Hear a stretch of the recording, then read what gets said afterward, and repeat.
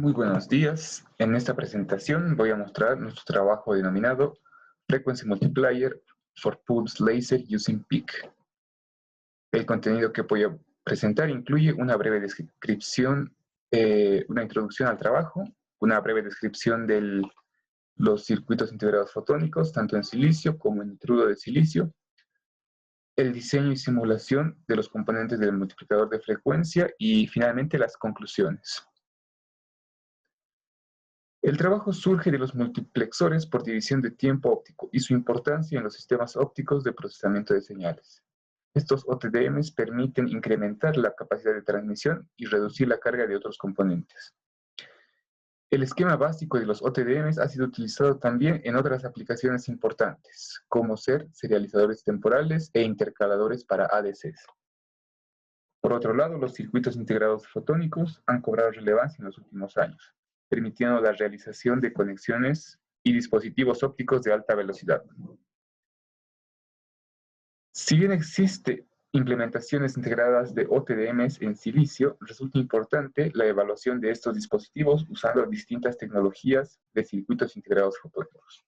Por esto se propone un multiplicador de frecuencia para un láser pulsado tipo MLL o enganchado en modo, usando el esquema básico de un OTDM y comparando el desempeño de dos tecnologías, silicio y nitruro de silicio. Circuitos integrados fotónicos en silicio y nitruro de silicio. Primero voy a presentar los circuitos integrados fotónicos en silicio. En este caso, las guías de onda son de silicio y están cubiertas con un cladding de óxido de silicio en la parte superior e inferior. Esta tecnología presenta una baja absorción en longitudes de onda de telecomunicaciones, tiene un buen confinamiento, lo que permite obtener footprints reducidos, tiene un bajo costo de fabricación, utiliza procesos compatibles con CMOS, por lo que se puede integrar con la tecnología de nitruro de silicio o semiconductores de las familias 3 y 5. Otra ventaja es la existencia de herramientas para el diseño rápido. Además de que en general es una tecnología madura.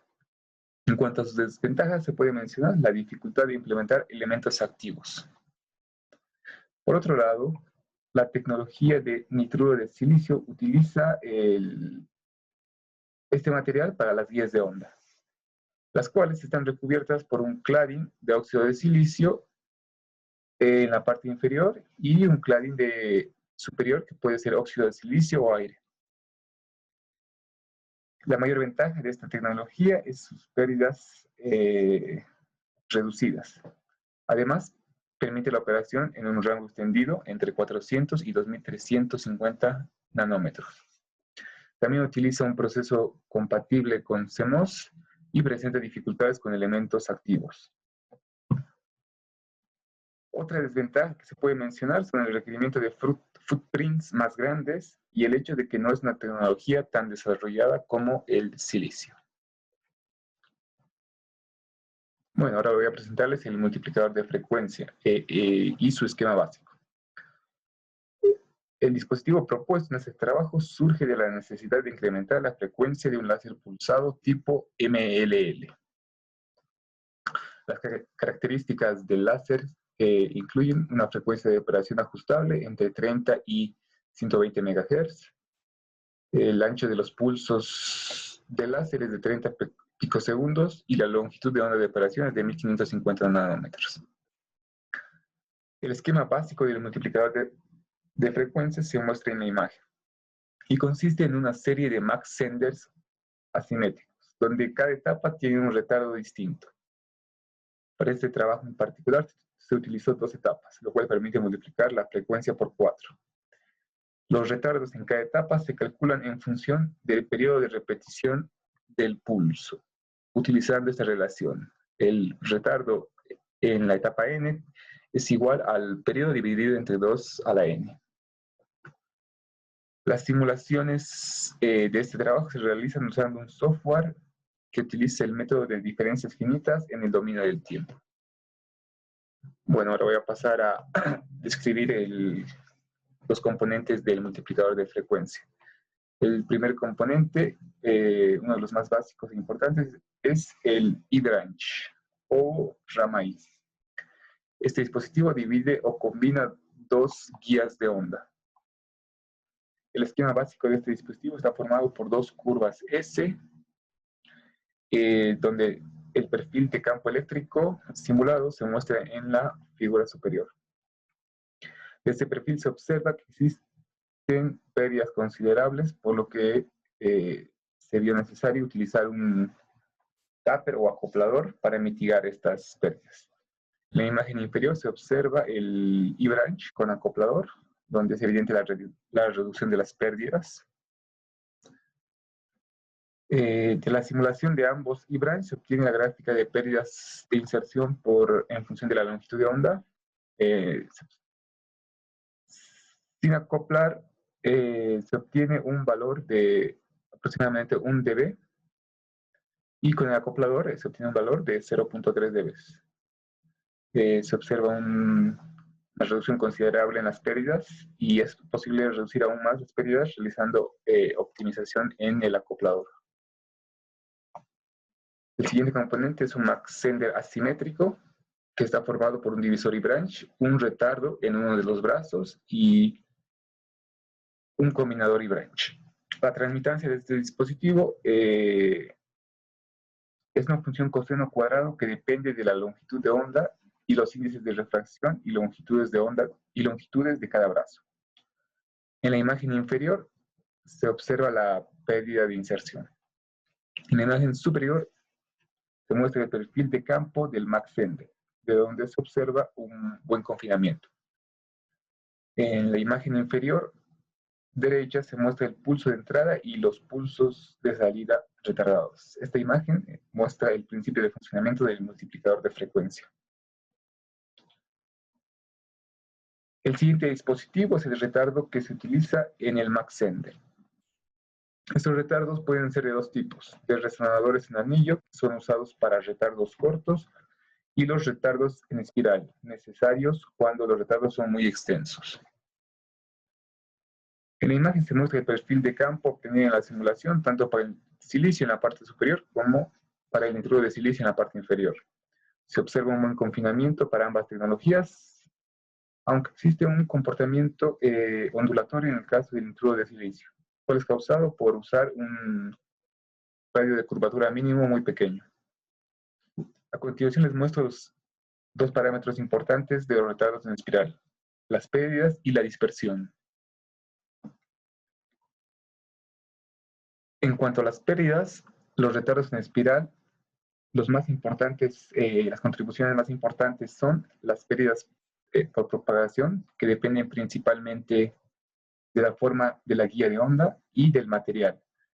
Por otro lado, las pérdidas por curvatura dependen del radio de curvatura mínimo y del material de la guía de onda.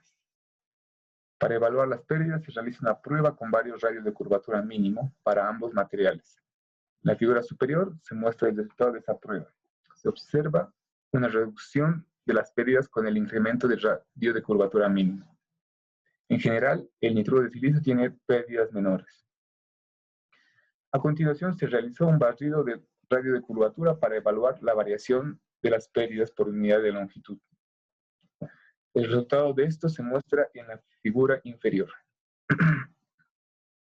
De la simulación y de trabajos experimentales se obtiene un valor de pérdida de 3.6 dB por centímetro para el silicio y entre 0.15 y 1.5 dB por centímetro para el nitruro de silicio.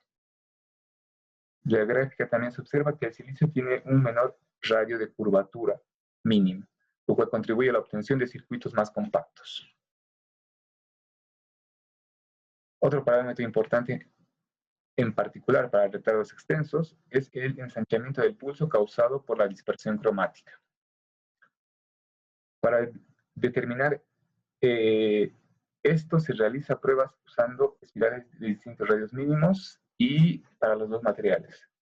En las figuras se observa el pulso de entrada, acá en rojo, y el pulso y los pulsos de salida obtenidos de la simulación. Con estos resultados se estima la dispersión y se lo compara con trabajos experimentales. La dispersión obtenida para el silicio es de 3.930 picosegundos por nanómetro kilómetro y 50 picosegundos nanómetro kilómetro para el nitruro de silicio. Finalmente se simula una versión reducida del multiplicador de frecuencia, ya que el multiplicador final tiene un footprint muy grande para ser simulado.